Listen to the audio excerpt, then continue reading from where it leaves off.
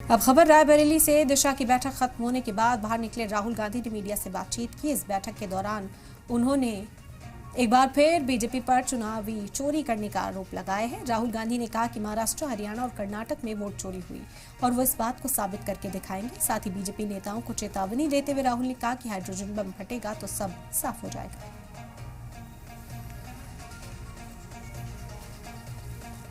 Issue तो बिहार में है जी, थोड़ा माइक नीचे जी सर इशू मेन महाराष्ट्र में, हरियाणा में, कर्नाटक में इलेक्शन चोरी किया गया है। सर हमने ब्लैक एंड व्हाइट सबूत दिया बेंगलोर सेंट्रल का। आगे क्या कर रहे हो यार?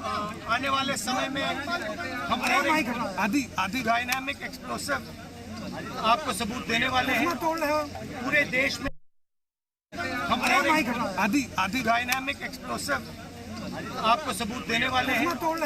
पूरे देश में नारा चल रहा है, वोट चोर, गद्दी चोर का नारा चल रहा है। बीजेपी के लोग आग ऐसे फैल रहा है क्योंकि सच्चाई है और हम आपको दिखाएंगे।